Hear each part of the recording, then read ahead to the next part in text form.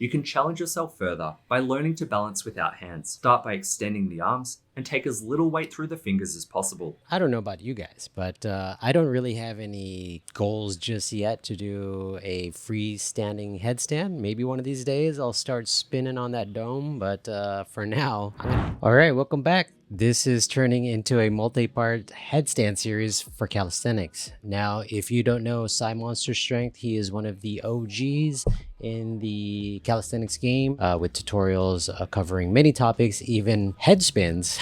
So you might see some of that in this tutorial, but he has a short one regarding headstands, and this is different. If you saw the previous video on Sandre's use of a headstand, this is the other variation that Sandre mentioned where you have your hands on the floor. So Simonster Strength is going to be demonstrating his approach when it comes to the headstand. If you're new here, greetings from the Philippines. I am a calisthenics athlete on a planche journey, and today we're going to do a reaction to Simonster Strength. Let's go.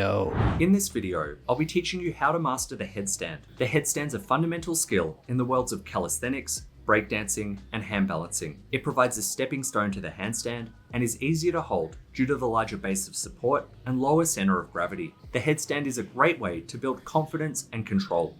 Start on your hands and knees with your head roughly forearms length in front of your hands. The top of your head should be in contact with the floor rather than your forehead. Your shoulders and elbows should be at roughly 90-degree angles. Once your hands and head are in position, straighten your legs to lift onto your toes and walk your feet as close to the hands as possible. Have the intention of getting your hips over your head. From here, bend one leg and place your knee on your upper arm, then do the same with the other side. When you're comfortable holding this, you can increase the challenge by lifting to the tuck, progressing further to the straddle, and finally closing the legs to the full position. If you had watched the reaction I did on Sandre's, you can see that he goes straight to lifting the legs, and that involved a lot of core strength and tilting of the pelvic. The Simonster progressions start with the knees on the elbow. So it's an interesting take on headstands and how to bridge the gap from being fully inverted from the starting position, or what's known as that dolphin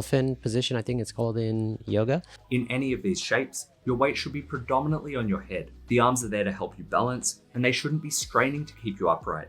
If you're doing this correctly, you should be able to lift onto your fingertips. If you lose balance and fall towards your back, tuck your chin to your chest and roll.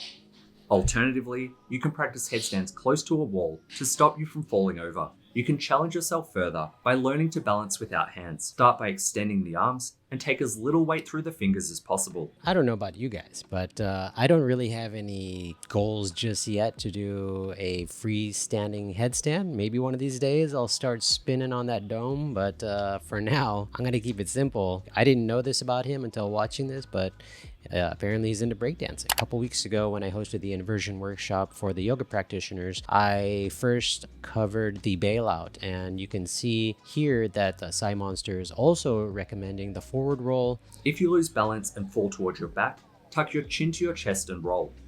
Alternatively, you can practice headstands close to a wall to stop you from falling over. Okay, so you saw that starting position on the wall. Let's go back to it.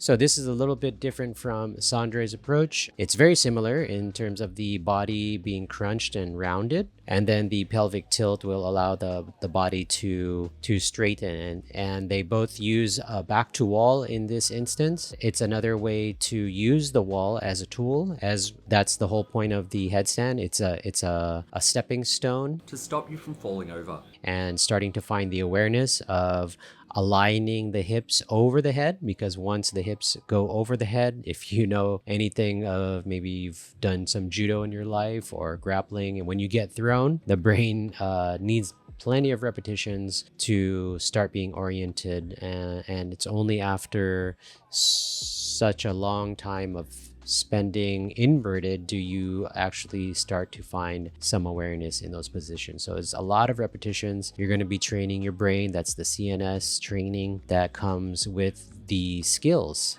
any skill really, not just calisthenic skills. So be patient with yourself, and eventually your brain will catch up to your body's abilities. So I think that's it for this one. We're going to close it out. This is Ageless Calisthenics, and you can also find me on Instagram, where I post on my weekly routines.